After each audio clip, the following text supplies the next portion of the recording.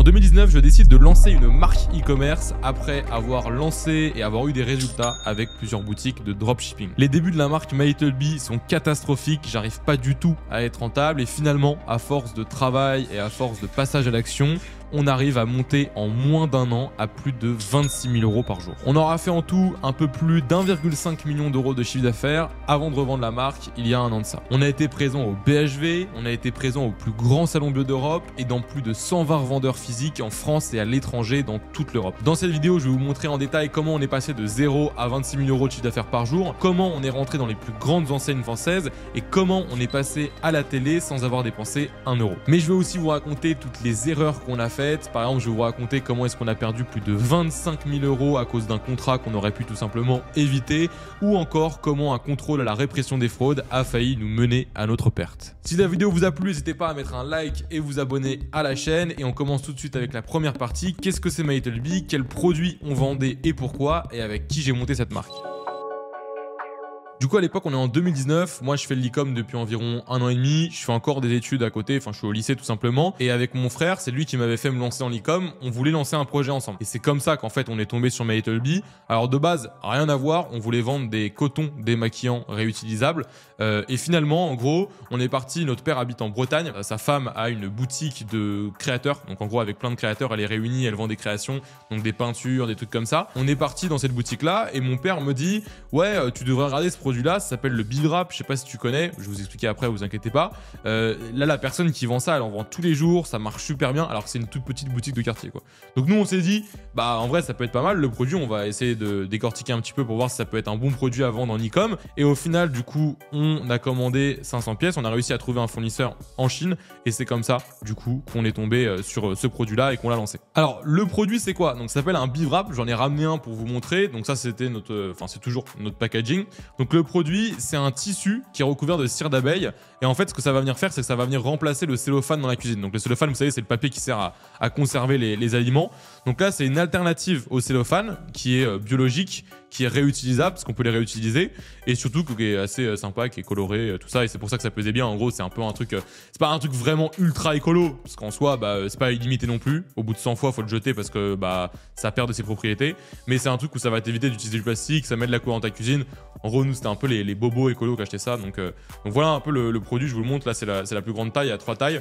Donc en gros, tu mets ça sur ton récipient, genre c'est un peu collant. Bah déjà, en gros, avant de l'utiliser, ce qu'on conseille, c'est de le foutre en boule comme ça, et après de l'étirer, et là tu le fous sur un récipient et ça va prendre la forme de ton récipient. Donc en gros voilà, c'est ça le produit, ça s'appelle le Bee Wrap. Donc pourquoi est-ce qu'on lançait le produit?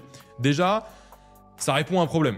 Okay, conserver les aliments, bon, vous, peut-être que ça vous concerne pas, moi ça me concernait pas trop non plus, j'avoue aussi, mais ça reste un problème. Ensuite, bah, c'est une alternative écologique, donc ça permet aussi, et ça résout un autre problème, parce que pour des gens c'est un problème d'utiliser du plastique à usage unique, etc. L'avantage c'est que là on jette pas le papier, ok, on le lave et on le réutilise. Ensuite, c'est un produit qui s'offre, ok, c'est un produit, tu peux l'offrir à n'importe quelle daronne, n'importe quelle fille qui a entre 20 et 60 ans qui s'intéresse un peu à la cuisine. Donc ça c'est vraiment un gros plus parce que ça nous permet de, non seulement on peut le vendre à une personne, mais si la personne ça lui plaît, qu'est-ce qu'elle va faire? Elle va l'acheter tout autour d'elle. Et on l'a bien vu, c'est bien ce qui a marché au final, parce qu'il y en a des gens qui vont commander 10 ou 15 fois sur la boutique. Donc ça c'est les premiers avantages. Mais surtout d'un point de vue e-com, en gros le plus avantageux pour faire une marque e-commerce, c'est que déjà le produit, vous avez vu la taille, il est tout fin. Ça nous permet d'envoyer les commandes en lettres suivies. Et en fait, quand tu envoies une lettre suivie, tu mets des timbres. Donc ça veut dire que ce produit-là, je l'ai envoyé simplement avec des timbres. Un timbre, ça coûte 1 € à la poste. Moi, il fallait 2 timbres pour envoyer un produit. Un timbre, du coup, ça me coûtait 2 € pour envoyer. Un sticker de suivi, 40 centimes. Donc ça me coûtait 2,40 € d'envoyer le produit. Alors que si vous prenez n'importe quel Cosissimo, donc n'importe quel colis, si vous voulez l'envoyer, en moyenne, ça va vous coûter minimum 5 balles. Donc ça, c'était un très très gros avantage. Et puis même d'un point de vue stockage, j'avais pas de point de stockage, j'en avais stocké pas mal chez moi. J'avais une bibliothèque qui était remplie, j'en avais pour des centaines de milliers d'euros de marchandises et ça tenait dans une bibliothèque. Et ça, c'est un gros point. Je sais qu'avant, j'avais eu un moment où je vendais par exemple des éléphants, des grosses peluches éléphants et j'en avais commandé en France. Et j'en avais commandé 40, j'avais dû prendre 3 box. C'était un enfer à stocker. Là, c'est un gros avantage. Surtout, bah, c'est dans la tendance actuelle. C'est biologique, c'est écolo. Il y a une vraie résolution de problème. Il y a un effet waouh. C'est pas un produit qu'on a l'habitude de voir. C'est assez assez innovant. Et toutes ces choses-là, en fait, bah, je pense que c'est ça qui a fait que le produit a bien plu et qu'on a pu scale énormément le produit. Et un truc que les gens aiment vraiment bien quand ils achètent sur Internet, c'est de gagner de l'argent en achetant. Et c'est un peu ce qui se passe avec ce produit-là, c'est que quand on commande le produit, du coup, vous allez payer 25 balles, mais après, pendant un an, tu vas plus avoir besoin d'acheter de cellophane. Donc même si ça te coûte plus cher que du cellophane à l'achat au début, bah, si tu es une famille nombreuse, sur le long terme, tu vas faire des économies. Donc tu investis de l'argent, en réalité, plus ou moins. Donc ça, c'est un gros avantage également. Donc pour en revenir à la petite histoire, donc on commande le produit, on est tout content, on reçoit les 500 pièces. Ce qu'on fait au début, c'est qu'on fait des photos nous-mêmes. Vous allez pouvoir voir que, en fait, on a quand même fait des vraies belles photos, je trouve, avec un iPhone. Et on commence à faire la boutique, on fait les premières publicités sur Facebook Ads, on lance, et là, aucune vente, vraiment aucune vente. Et c'est là, pour moi, la différence entre une boutique de dropshipping et une boutique vraiment e-commerce où on a du stock, tout ça. C'est que le stock, on l'avait commandé, il fallait le vendre. Si ça avait été une boutique e-commerce, j'aurais simplement coupé le boutique et je serais passé à un autre produit. Là, vu que j'avais du stock sous les mains, j'ai été obligé de tester plein d'autres choses. Donc, ce qu'on a fait à ce moment-là, c'est que moi, j'allais sur Instagram et j'ai envoyé un message à tous les micro-influx pour que ça me coûte 0 €. Et je leur disais, voilà, nous, on a ce produit-là, je vous le donne gratuitement et vous faites une petite story au passage. Et c'est comme ça, en réalité, qu'on a fait les premières ventes, qu'on a fait les premiers euros. Et c'est comme ça, vous allez voir après quand je vais vous montrer comment on a scale, c'est comme ça que le produit a vraiment explosé parce que justement, les micro-influx, elles s'arrachaient, entre guillemets, pour pouvoir promouvoir notre produit. Mais à ce moment-là, on avait un gros problème, c'était la rentabilité. On vendait le produit, comme je vous l'ai dit, donc c'est des packs de 3, on les vendait 25 €. Okay, sur les 25 €, donc 24,90 €, déjà, nous, on payait tous nos impôts en France. On a payé énormément de TVA. Je crois que le plus gros virement qu'on a fait en une fois, je mettrai un petit screen parce que c'est un peu impressionnant. On a envoyé un virement de 80 000 € de TVA d'un coup comme ça à l'État. Donc on payait tous nos impôts, tous nos taxes, tout ça. Et c'est ça qui fait aussi la force. Et c'est ça qui fait que moi aujourd'hui, je suis en train de vous parler de ça de manière ouverte sur YouTube. Alors que toutes les personnes qui vous disent ouais j'ai des marques, tout ça, ils pourront jamais vous en parler tout simplement parce que ils fraudent tout ce qui est taxes, tout ça. Donc moi j'ai cette chance de pouvoir vous en parler. Donc à cette époque-là, sur 24,90 €, on avait donc 4 € de TVA. Donc on va dire 4 € sur 24, donc en gros il nous restait 20 €. On vendait le produit, on le touchait 3,50 €, donc ça veut dire il restait 16,50 € et on va dire qu'on l'expédiait pour, je vais arrondir à 2,50 €, ok. Donc en gros il nous restait 14 € par vente. Le souci c'est que sur Facebook Ads, on avait en moyenne un coût par achat à 16 €. Ça veut dire que pour avoir une vente, en moyenne ça nous coûtait 16 € en publicité. Donc forcément, on n'était pas rentable et à chaque fois qu'on faisait une vente, on perdait de l'argent. Donc c'est pour ça qu'on n'a pas continué avec Facebook et qu'on est parti sur du micro-influx, mais il fallait trouver une solution pour pouvoir être rentable sur Facebook Ads parce qu'on savait que c'était avec ça qu'on allait pouvoir vraiment scale le truc à mort, à mort, à mort. Et c'est là où l'offre est très importante. Et aujourd'hui, s'il y en a qui veulent se lancer dans l'e-commerce ou même dans le drop, aujourd'hui en 2024, l'offre, elle est plus qu'essentielle. Vous devez avoir une offre qui est alléchante et votre offre, elle peut vraiment vous permettre de passer de pas rentable du tout à ultra rentable. Et nous, c'est ce qui s'est passé parce qu'à l'époque, on avait une offre, c'était un produit 25 €, deux produits... je crois que c'est 2 produits 42,90 € et 3 produits 60 €. Mais en fait, personne prenait 2 produits ou 3 produits parce que c'était pas très intéressant financièrement. Enfin, les gens ils se disaient, ok, je vais en prendre un et si ça me plaît, je vais en racheter un. Au pire, j'aurais perdu 7 balles, c'est pas grand chose. Et c'était ça notre problème, c'est que notre offre, elle n'était pas alléchante et qu'elle donnait pas envie aux gens d'en acheter plusieurs. Et on a changé l'offre à ce moment-là. On est passé donc de 1 produit à 25 € à 3 produits à 50 €. Donc en gros, si tu en achetais un, tu payais 25 balles. Et après, l'offre, c'était 2 achetés, 1 offert. Donc tu avais un produit pour 25 €, 3 produits. Quand je dis 3 produits, c'est 3 packs pour 50 €. Donc forcément, les gens, ils se disaient quoi? En fait, j'ai tout intérêt à prendre 3 packs. Sinon, je suis vraiment tout perdant.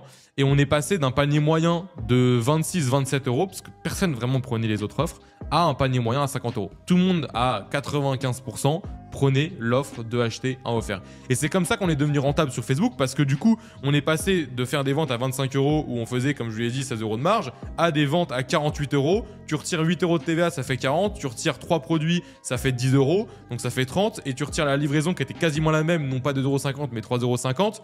Donc ça fait qu'en gros, il restait 26,50 € par vente. Donc on pouvait se permettre de dépenser beaucoup plus en publicité en étant beaucoup plus rentable. Et c'est ça qui nous a permis en réalité de scale. Et c'est ça vraiment sur lequel je veux insister, parce que le but de cette vidéo-là, c'est de vous partager un petit peu l'histoire de la marque, comment on l'a montée, etc., les erreurs qu'on a faites, mais aussi qu'est-ce qu'on a fait qui a littéralement fait exploser le business. Et créer une bonne offre, ça en fait partie. Et c'est pour ça qu'en 2024, vous devez réellement apprendre à créer une offre. À ce moment-là, on commence à être un petit peu rentable avec Facebook. On a encore les micro-influx. Et moi, ce que je faisais, donc j'avais pris un stagiaire qui contactait vraiment en full masse toutes les micro-influx possibles et imaginables sur Instagram en leur envoyant le produit et elle postait une story pour nous. Donc le stagiaire, lui, il prenait une com dès que la personne elle postait. D'ailleurs, c'est un des meilleurs trucs que j'ai fait. Le stagiaire, il prenait parfois 2000, 3000 euros par mois et il nous rapportait en bénéf entre 8 et 10 000 euros par mois parfois. Donc c'était vraiment ça, la meilleure, on va dire le meilleur rapport employé, ce que je payais, ce que j'ai gagné, que j'ai eu. Et un moment, il envoie un message à une dame qui s'appelle Caroline Iturbide. C'est une journaliste assez connue, en lui disant, bah voilà, pareil, comme d'habitude, je t'envoie les produits, si tu veux, t'en parles en story et comme ça, t'as des produits gratuits. Et la meuf, elle envoie un message, je me souviens, il était sur 22h, un truc comme ça. Hello, demain, je passe sur Canal+, j'ai une chronique sur comment conserver mieux les aliments avec des manières écologiques. Ça rentre parfaitement dans ce que je veux faire. Venez à Canal+ maintenant me déposer des produits. J'en parle sur le plateau demain midi. Donc moi je me dis, bah, c'est une aubaine, tu vois, je prends mon scooter, tac tac tac, je vais à Canal+, je dépose des produits. Le lendemain à 14h, on était comme des oufs avec mon frère du coup et du coup les stagiaires, on était devant l'écran, on attendait. On a le fameux passage qui passe sur C8, qui est quand même une chaîne pas mal, avec William Lémergie, qui est quand même pareil, quelqu'un d'assez connu. C'était le mec qui présentait Télématin tous les matins quand je me réveillais toute mon enfance. Ma daronne elle regardait Télématin, c'est lui que je voyais à la télé. Donc c'était ouf de voir son produit et surtout en fait en quelques minutes on a dû faire, je sais pas, genre 3-4 000 euros en 3 ou 4 minutes seulement, tu vois. Donc ça nous avait rien coûté, donc déjà placement influx hyper rentable. Et en fait, là où on a joué notre truc, quand tu as une marque, le type de créatif que tu vas pouvoir utiliser pour tes publicités, il est très différent de si par exemple tu fais du dropshipping. Et c'est là où tu apprends énormément de choses parce que tu vas t'ouvrir à des possibilités qui sont bien supérieures à si tu fais des boutiques de drop et que tu n'as même pas tes propres contenus, que tu réutilises des vidéos que tu prends à droite à gauche. C'est que là en fait, en publicité, on utilisait tout simplement le passage télé qu'on avait eu. Donc c'était une vidéo d'1 minute 30, pas du tout dynamique, elle respectait aucun code des publicités classiques, on voyait pas le produit dans les 5 premières secondes, c'était pas dynamique, ça présentait pas les avantages du produit forcément dans le bon ordre. Donc, vraiment, ça n'avait aucun sens. Mais en fait, par contre, il y avait le trust, la confiance. Et les gens, quand ils voient C8 parler d'un produit, quand ils voient TF1 parler d'un produit, quand ils voient M6 parler d'un produit, et que c'est pas une publicité, bah forcément, ils ont une confiance aveugle. Et du coup, sur cette publicité-là, pour vous donner une idée, en moyenne, on avait un taux de clic sur nos autres publicités aux alentours de 2%. Et sur celle-là, on avait un taux de clic aux alentours de 6%. Ce qui est énorme et ce qui est largement au-dessus de la moyenne. Et ça a été vraiment ce qui nous a permis de scale derrière. Rien que cette vidéo en publicité, elle a dû nous rapporter au final 500 000 euros. Donc c'est énorme. Un tiers du chiffre d'affaires de la marque a été fait grâce justement à ce passage télé qu'on a réutilisé pour faire des publicités dessus. Bref, à ce moment-là, du coup, on a l'Ads qui commence à bien marcher. On n'avait pas fait que 500 000 euros directement, bien entendu, ça commençait à marcher petit à petit. On avait les micro-influx et c'est en fait vraiment ça qui nous a permis de décoller. C'est quand on a commencé à faire du multitrafic. On était présent sur Facebook, sur Instagram, bien entendu, ça va avec. Sur Instagram aussi avec les influenceurs. Là, j'ai regardé récemment sur Minea, c'est un logiciel qui permet de voir en gros toutes les publicités sur Facebook, sur Instagram, sur Pinterest et aussi tous les placements influx. Tous les placements en influx qu'on a fait, vous allez voir, il y en a des milliers en fait, tellement on en a fait. On était présent sur Snapchat avec des influx, mais également en publicité. On y reviendra peut-être après. On était présent sur Pinterest. On était premier en SEO sur le mot-clé BizRap qui comptabilise, je crois, 30 000 recherches par mois. Donc c'est pas mal. Donc vraiment, on était partout en réalité. Et c'est ça qui nous a permis de vraiment scale. Et en moins d'un an, du coup, on est passé de 0 à 26 000 euros par jour. Le jour du Black Friday, on est monté à 26 000 euros par jour. On a fait 400 000 euros sur 30 jours. Donc entre le 25 novembre et le 25 décembre, on a fait 400 000 euros, ce qui est une somme quand même assez énorme. On margeait ultra bien pour une marque, voilà, vraiment française. On payait tous les impôts, on payait toute la TVA, etc. Je crois que sur les 400 000 euros, on devait être à 20% de marge nette, en ayant bien sûr le déduit, la TVA, etc. Donc ce qui est énorme en réalité, et je suis pas sûr que beaucoup de marques arrivent à scale aussi rapidement tout en gardant une marge aussi importante. À quoi c'est dû? On avait notre stagiaire, comme je vous disais, qui faisait des placements. Je crois, si je dis pas de bêtises, que le jour du Black Friday, on a peut-être 40 influx qui ont posté, et sur la semaine, on a plus de 150 influx qui ont posté, et on en a payé 0 € de celle-ci. Okay, je compte pas les influenceuses qu'on a payées. C'est vraiment ça que les 150, c'est que des influx gratuites. On avait des influx qui coûtaient normalement plusieurs milliers d'euros, qui voulaient poster. C'est elles qui nous demandaient de poster les produits et gratuitement. Parce qu'en fait, notre produit, il était bio, écolo, et ça changeait de toutes les merdes de dropshipping qu'ils partageaient. Et moi, je me souviens, il y avait une dame qui était très gentille d'ailleurs, une influenceuse, qui s'appelle Tiffany, qui avait fait Marie au premier regard. C'était une influenceuse assez costaud. Elle a fait une story totalement gratuitement, et donc c'était de l'organique, et en une journée, on a fait 12 000 € de chiffre d'affaires grâce à son code promo. Et ça, c'était vraiment que du bénéf. Tu retires les coûts produits, etc. Mais c'était quoi, 60-70% de bénéfices nets sur une journée. On avait vraiment payé 0 €, quoi. C'est incroyable. Et on avait plein d'influx comme ça. Et après, on a fait toutes les plus grosses influx. On a fait Jessica Thivenin, on a fait Yesta, on a fait Ilona, on a vraiment fait toutes les micro-influx, de toute façon, toutes les influx. Et ce qui est super drôle d'ailleurs, c'est que c'est pas forcément les plus grosses influx qui faisaient le plus de CA. Par exemple, Jessica Thivenin, on l'avait payé 9 500 €, si je ne dis pas de bêtises, et elle avait dû nous rapporter 16 000 €. Donc on n'avait même pas gagné d'argent, ou on était break-even en gros. Il y avait une influenceuse qui avait fait péter les scores, c'était Alexia Mori.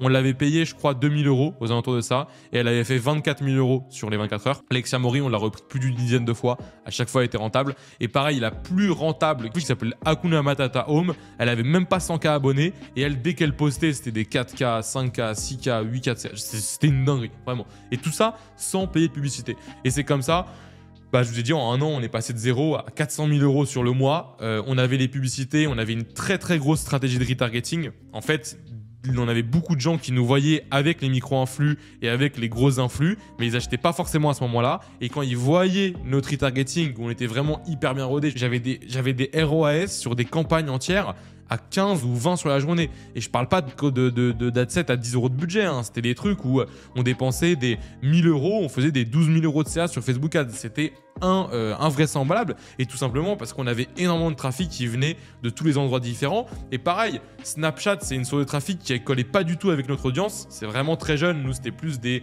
30, 40 ans qui achetaient notre produit. Mais en fait, ça nous coûtait tellement peu cher de recibler les gens qui étaient déjà venus sur notre site depuis Facebook, de les recibler sur Snapchat, ou les gens qui étaient déjà venus depuis les influx par exemple, qu'en fait on dépensait 10 € par jour seulement sur Snapchat, mais on faisait genre 5 ventes à 50 €, donc c'était des ROAS de zinzin. Et à ce moment-là, forcément, on attire du coup plein de personnes, des bonnes personnes et des mauvaises personnes, et c'est là qu'arrive notre fameuse attachée de presse.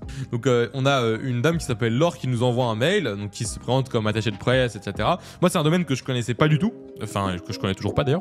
Et elle nous dit qu'elle est tombée sur notre boutique, que normalement elle fonctionne pas avec des marques comme nous, mais que là elle est prête à faire une exception. Bon, bien sûr, c'était son speech de vente, hein. Donc je commence à l'appeler.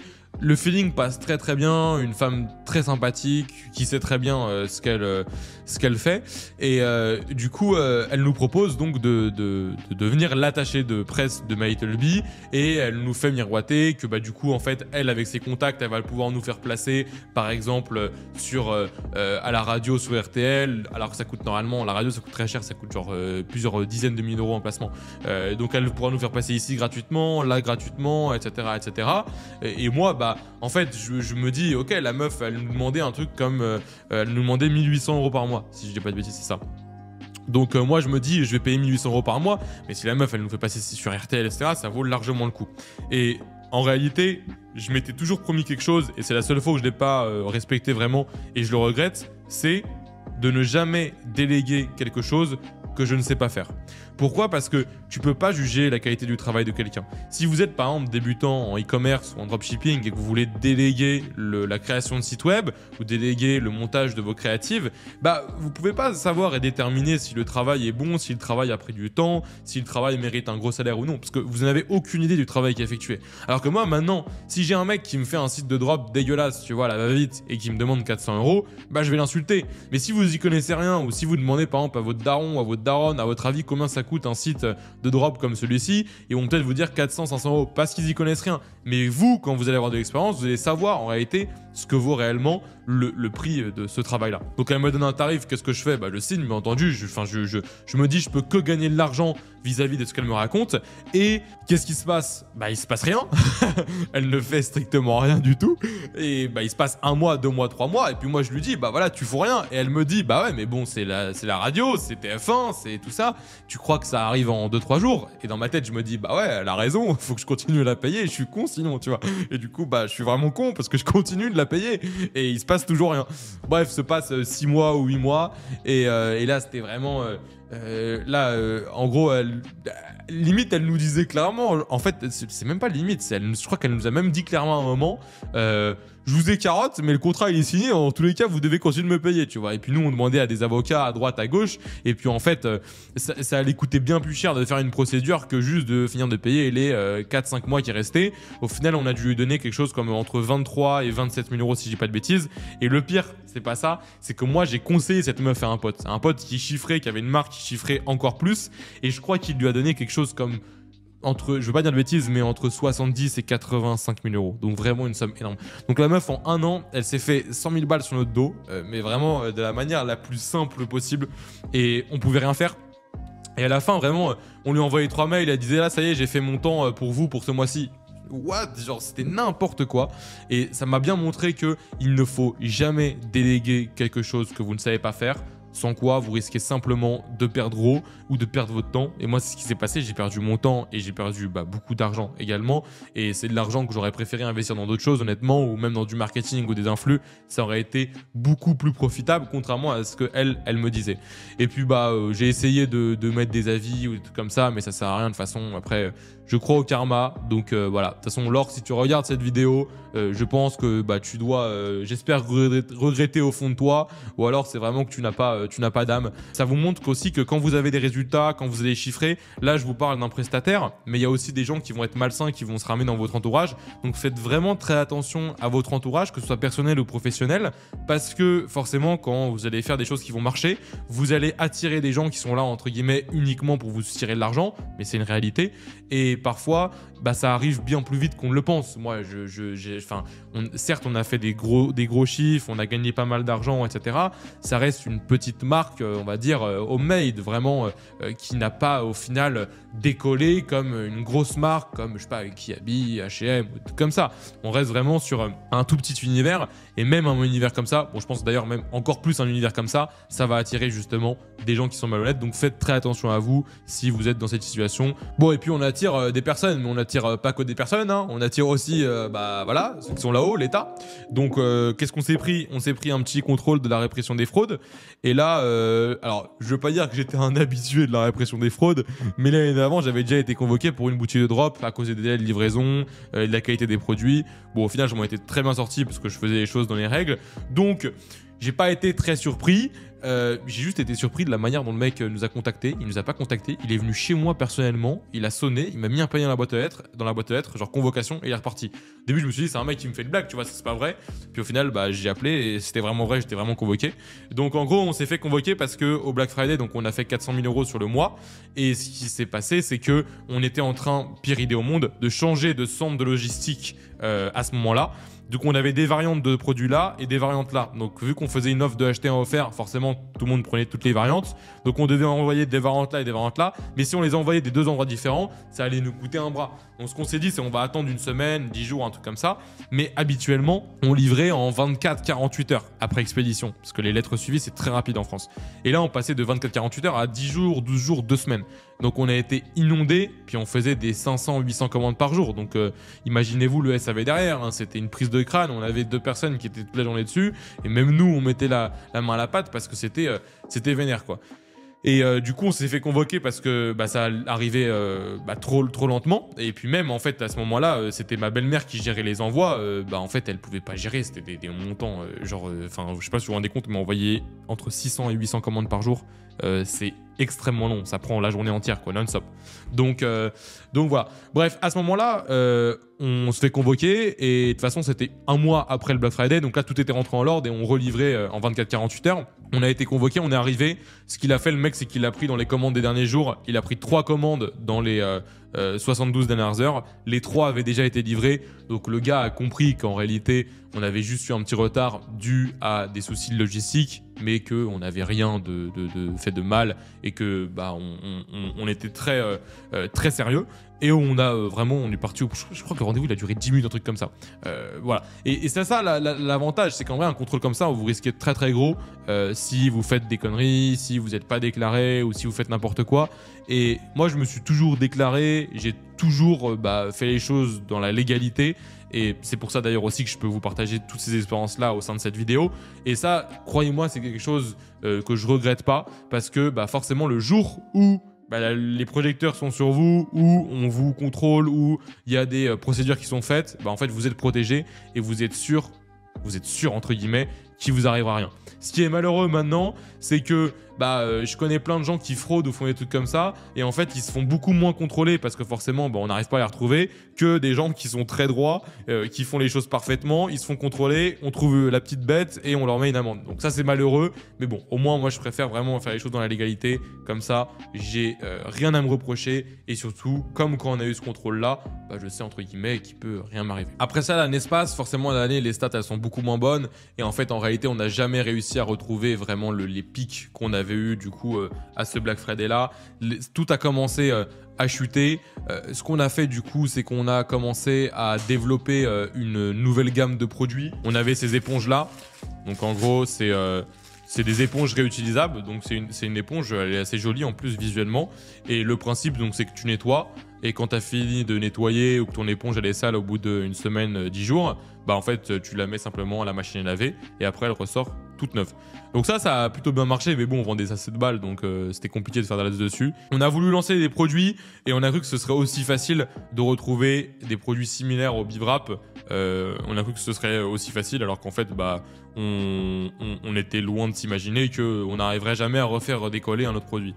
Donc les stats ont baissé. Après on avait forcément beaucoup moins de publicité, donc on avait une très bonne rentabilité, parce que jusqu'à la fin en fait on faisait plusieurs dizaines de milliers d'euros par mois, et à la fin on faisait en gros c'est ça à peu près 10 000 euros par mois je pense, et on n'avait aucune publicité, donc on margeait très très bien, mais on était sur des volumes qui étaient misérables à côté. Donc on a essayé de lancer plein de produits différents, de lancer des box, tout ça, mais toujours un petit peu à la va-vite. Et puis c'est vrai que en fait on était très content de ce projet là, et puis je pense qu'au fond de nous on avait envie de changer un peu d'horizon. Moi j'ai toujours su que j'allais pas passer ma vie à vendre des Bivrap. Je suis pas particulièrement touché par l'écologie, sensible à l'écologie, ni à tout ce qui est produits biologiques, etc. Donc c'est pour ça que je pense aussi on a décidé de lever le pied un petit peu sur la marque, et de plus justement s'investir à fond pour la scale comme on aurait pu. Et la marque fonctionnait encore très très bien, on avait encore de bons résultats, mais sans vraiment trop pousser. Et on a même fait un autre produit qui était super drôle. Ça en vrai c'était plus une expérience qu'autre chose. On a fait un produit nous-mêmes, on a fait de la lessive maison. J'étais chez moi en train de fabriquer de la lessive avec la panoplie, donc j'avais le masque à gaz, on avait un énorme mixeur, tout ça. En vrai ça c'était super cool, parce que c'est des super bons souvenirs, je me souviendrai toute ma vie. Quand tu fais du drop, tu es dans ta chambre, tu expédies des produits que tu connais même pas et que tu n'as jamais vu, et là rien que de se dire, je sais pas, on a dû en vendre de 500, hein, même pas, peut-être un peu plus, mais rien que de se dire, ce produit-là, je l'ai fabriqué moi-même, c'est super stylé. Et franchement, c'était une bonne expérience. Puis j'ai fait ça avec mon frère. Même le projet en soi, c'est sympa de le faire avec quelqu'un de sa famille, parce que ça rapproche et ça renforce les liens. Mais vraiment, le côté créer le propre produit, ça c'était assez stylé. Faire de la lessive en plus, moi c'est vrai que je m'en suis servi après pendant longtemps de la lessive, parce que c'est cool de faire ses propres produits. C'est assez sympa, et puis ça change de ce qu'on fait, où on scale des produits ultra vite, on monte parfois. Ça m'est déjà arrivé de monter, je crois que le plus que je me souviens, le plus que je suis monté, c'est je suis monté à 24 000 euros par jour sur un shop en 24 heures après la relancé. Bon, c'était avec des influx, forcément c'était assez rapide, et le produit je l'avais jamais vu, etc. Alors que là il y avait vraiment une construction d'un produit, on testait des recettes, tout ça, et même si on n'a pas fait d'argent quasiment avec ce produit là, au final c'est le produit je pense que j'ai le plus kiffé lancer, parce que justement tout partait de zéro, et c'est nous qui avons tout créé de A à Z. Ensuite il y a eu tout ce qui est physique qu'on a fait en parallèle de tout ce que je vous ai raconté de toutes ces années. Donc en tout on a gardé la marque pendant environ 3 ans, je crois, quelque chose comme ça. On a commencé par c'était super drôle la première fois qu'on a voulu faire du physique, c'était au tout début de la marque. En fait quand ça n'a pas marché, quand on a fait du Facebook Ads au tout début et que ça marchait pas, parce qu'on n'avait pas de vidéo, etc. Ce qu'on s'est dit, c'est on va faire du physique. Donc on est parti en mode genre vraiment commercial, genre petite chemise, on a loué une voiture pour la journée, on a fait le tour de Paris, toutes les boutiques écolo, on est rentré, salut, achète-moi un produit, tout ça. Au final on a dû faire 15 boutiques dans la journée, Il y en a une qui nous a commandé pour 100 balles, c'est tout. Donc vraiment, j'en ai pas rentable du tout. Et on s'est dit, c'est pas comme ça qu'on va réussir à développer le physique. Et dans tous les cas, après, le online a commencé à marcher, donc on s'est un peu défocus. Et on a été contacté à l'époque par Encore Store, qui venait de se lancer. Encore Store, c'est une plateforme pour les professionnels, pour qu'ils achètent en fait, mais sans des gros minimum commandes. Donc nous, ça nous permettait d'être sur le devant de la scène d'un point de vue revendeur, et eux, ça leur permet d'acheter des produits avec des minimums de commandes qui sont très peu élevés et pas mal d'avantages. En gros, nous, on est payé directement, mais eux, ils payent que 2 mois après. Plein d'avantages du coup grâce au fait de passer par Encore Store. Et c'est comme ça qu'on est monté à plus, je crois que le maximum on avait 120 vendeurs physiques en même temps. Donc tu as des revendeurs qui ont acheté une ou deux fois, qui n'ont jamais recommandé. Le plus gros par exemple, il nous commandait on va dire je pense entre 1000 et 1500 euros de produits tous les mois ou 2 mois. C'était une marque e-commerce d'ailleurs qui s'appelle Mieux que des fleurs. D'ailleurs, gros big up à eux parce qu'ils sont très très forts. Ok, ça a été fondé par un mec qui s'appelle Joseph Ayoub. Si vous le suivez pas, allez le follow sur Twitter. Il est vraiment très très bon. Il a fondé du coup Mieux que des fleurs. Vous savez, en gros, c'est des cartons, t'ouvres et t'as des ballons qui sortent comme ça et tu peux mettre des cadeaux dedans. Donc nous, il a acheté nos produits et les gens avaient la possibilité d'acheter des bivraps pour les mettre dans les ballons, enfin les cartons que t'ouvres pour retrouver ton ballon. Donc on avait des revendeurs comme lui. On avait des revendeurs physiques aussi, qui commandaient assez souvent. Bizarrement, les éponges, ça marchait super bien à la fin en physique aussi. On a revendu sur Amazon et on a eu la possibilité de faire le salon Marjolaine, qui est le plus grand salon biologique européen, si je dis pas de bêtises. C'est à Paris, c'est trop stylé. Franchement, il y a plein de revendeurs, tout ça. Et ça, pareil, c'est des trucs où tu gagnes pas d'argent. En réalité, on n'a pas gagné d'argent. On a gagné quoi, 1000 euros sur la semaine.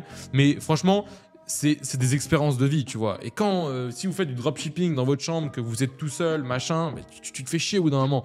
Là, tu es au contact des gens, les gens, ils essayent ton produit, tu parles avec eux. En fait, même si tu gagnes pas d'argent, c'est ça qui fait du bien. C'est le côté vraiment, tu as l'impression de fonder quelque chose. Tu as des gens qui passaient, je me souviens, il y a une dame, elle nous dit « Ah, MyTelbit, ça va ?» Ah, je dis « Ah, vous connaissez ?» Parce que bah, moi, je suis pas l'audience de mon produit, donc je le voyais pas tous les jours sur Instagram, sur les influenceuses, etc.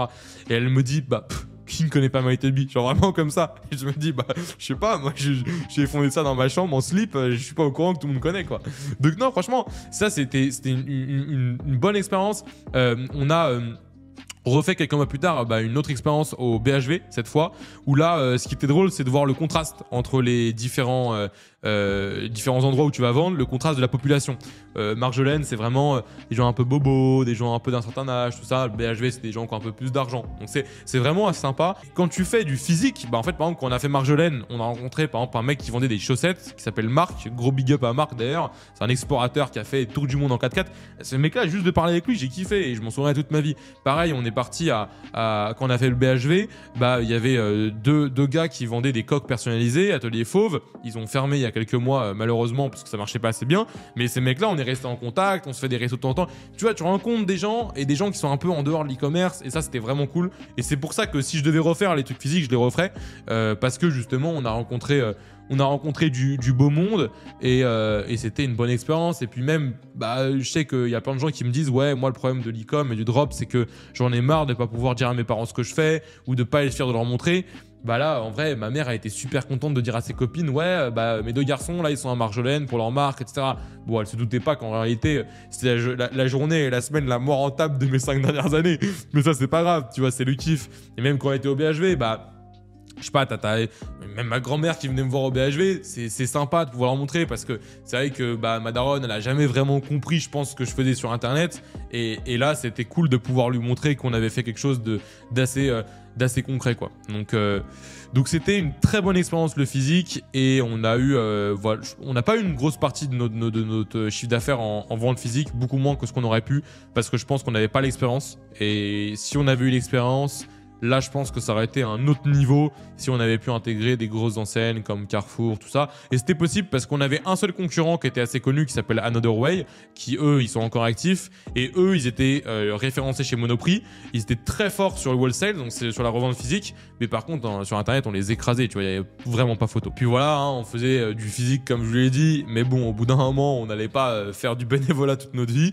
Donc c'est là où on a eu l'idée de revendre. Et là, pourquoi j'en parle? En réalité, c'est pas parce que j'en suis fier, parce que pas du tout, justement. En fait, j'ai compris la réalité de la revente d'une boutique e-commerce Il y a plein de gens sur internet qui vont vous dire ouais, moi j'ai revendu ma marque e-commerce, je vais revendre ma marque e-commerce, c'est ça. Les mecs ils disent pas j'ai revendu, je vais revendre, je suis en train de faire des shops, je revends derrière, tout ça. Les mecs ils y connaissent rien, ils savent pas du tout comment ça se valorise, ils savent pas du tout comment trouver un acheteur, ils savent pas du tout comment ça se passe. Et la réalité, elle est tout autre, ok. En réalité, on ne revend pas une marque e-commerce, c'est très très rare. Et nous, on a revendu, bon, pas une bouchée de pain non plus, mais on a revendu un montant très très faible. Pour vous donner une idée, on a fait une vente à 5 chiffres, même pas à 6 chiffres, donc je resterai confidentiel sur le prix, mais vous voyez bien que c'est dérisoire pour une marque où on faisait des journées à 26 000 € par jour, on faisait des mois à 400 000 €, et pourtant on revend à moins de 100 000 € la marque, quoi. Donc forcément on chiffrait moins à cette époque-là. Bah, c'est bien différent de ce qu'on pense. Trouver un acheteur c'est très compliqué.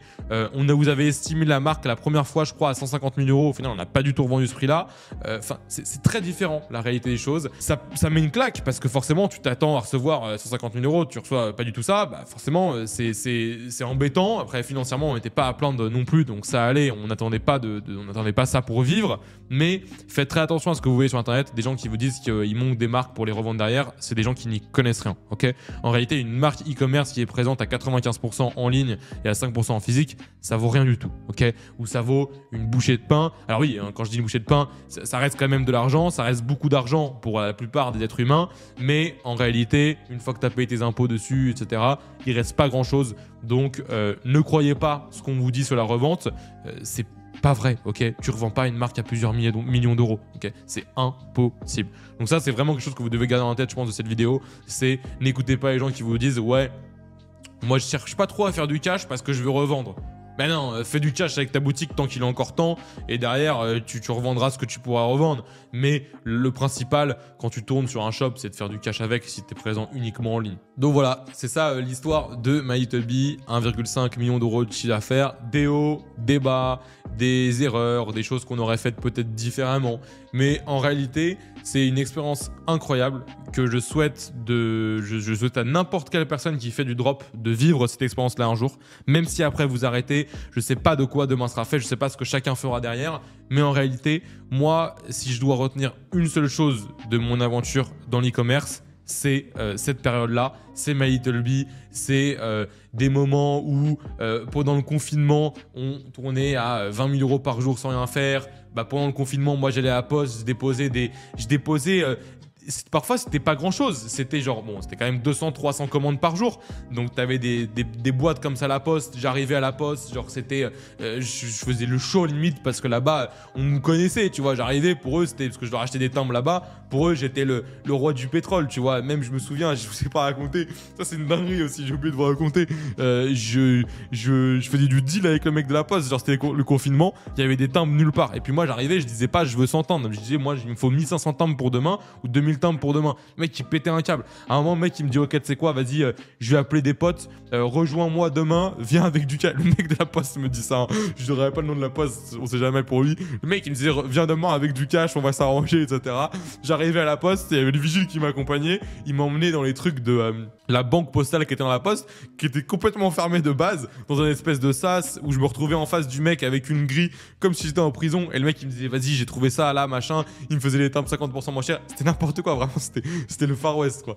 Mais en vrai, c'était super cool, c'était une bonne expérience parce qu'on a lié le physique à l'e-commerce, on a lié le côté avoir que des clients digitaux et avoir des clients physiques, et tout ça, c'est une très bonne expérience, et je m'en suis énormément servi derrière sur mes boutiques de drop que j'ai fait, et sur les boutiques de drop que j'avais avant, ça m'a beaucoup apporté pour MyLittleBee. Par exemple, à chaque fois qu'on a tourné sur Facebook Ads, ou sur Google, ou sur les influx, ou sur Pinterest, c'est chaque source de trafic, je l'ai maîtrisé déjà avant grâce au dropshipping, et jamais j'aurais pu faire tout ce que j'ai fait sur MyLittleBee sans le dropshipping, et jamais j'aurais pu faire ce que j'ai fait après MyLittleBee ou m'être développé entre guillemets comme ça personnellement sans MyLittleBee. Ça a vraiment été un vecteur de ma croissance, et je souhaite à n'importe qui de le vivre. Donc, je ne sais pas si l'histoire vous a plu, je ne sais pas si vous avez appris des choses, ça a pu vous apporter ou même vous motiver, parce qu'en réalité, même moi d'en parler comme ça, c'est une sorte de motivation parce qu'on a quand même fait quelque chose qui est assez sympa. Et puis là, le fait de pouvoir en parler publiquement parce que tout a toujours été parfaitement fait, bah en réalité, c'est un peu une fierté. Donc, Dites-moi si la vidéo vous a plu, si vous voulez d'autres vidéos de ce type, n'hésitez pas à mettre un like, n'hésitez pas à vous abonner, ça fait super plaisir de voir que vous soutenez les vidéos. Et en tout cas, on se retrouve très vite pour une prochaine vidéo.